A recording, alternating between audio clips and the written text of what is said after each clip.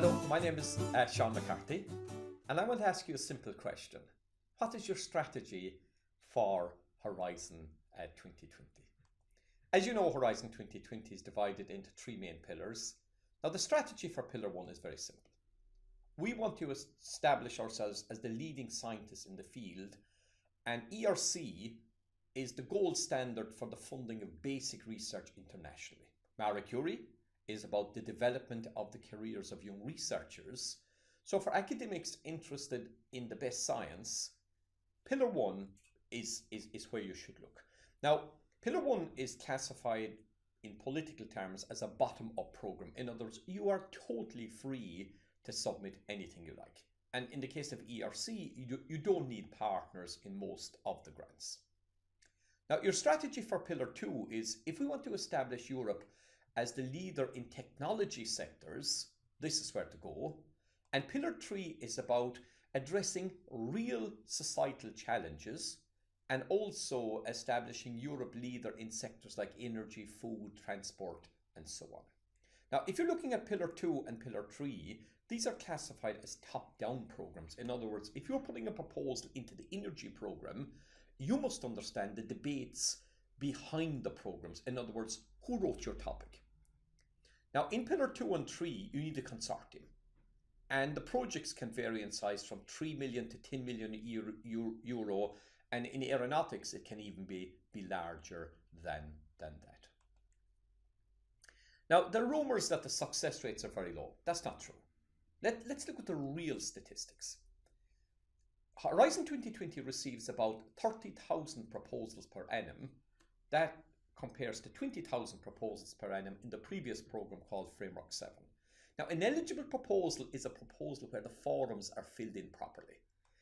And we hear numbers that, 10% or 11% of the proposals are funded. Now, mathematically, it's correct, but it is not the true number. So let's see what happens to proposals when they arrive in Brussels. The first thing that happens is the proposals are sent out to scientific evaluators like yourselves, and they're asked to give a score to the proposals. Now, they're given a threshold. Now, a threshold says that if you're below the threshold, it's a low quality proposal. Now, let's look what happened in the first 3 years of Horizon 2020. Over 55% of the proposals were classified as low quality.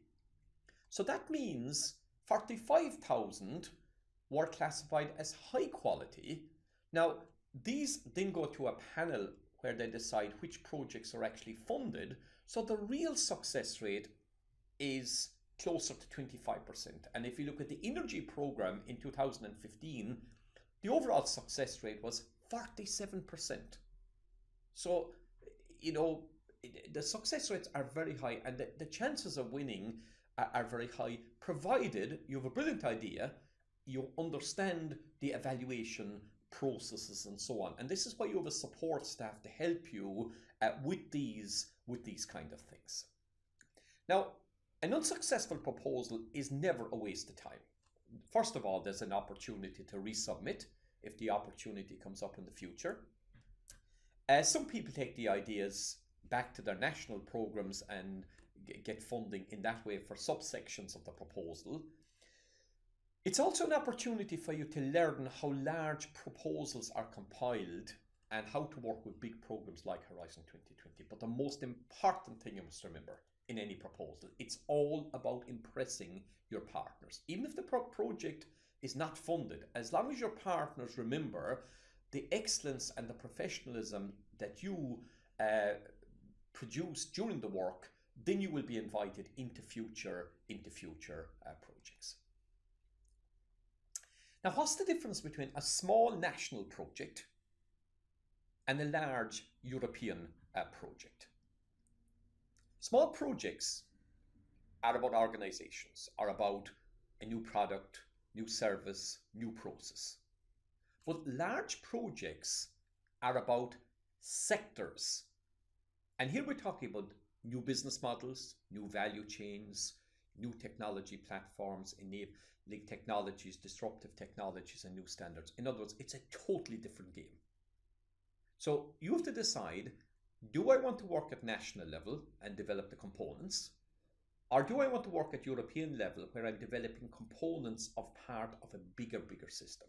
So it's a bigger game, and you see a totally different side of sector thinking rather than just organizational thinking. And this is a wonderful opportunity for any researcher to participate in these big initiatives. Now, most people want to know, how do we get funding? And the way you get funding is you have the best science, best partners, you understand how to write impact, and you fill in the forms. Now, that's not the way to think.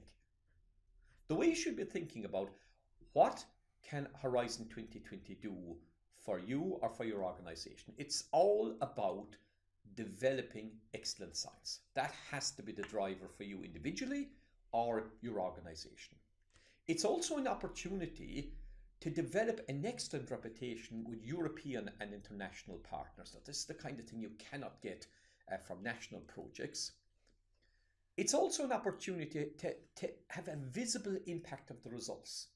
You know, things you do are part of a big system addressing a big problem, but at organizational level, it all depends on having a professional support services so that the scientists can concentrate on the science, and the support staff can help them with the non-scientific parts of the proposal.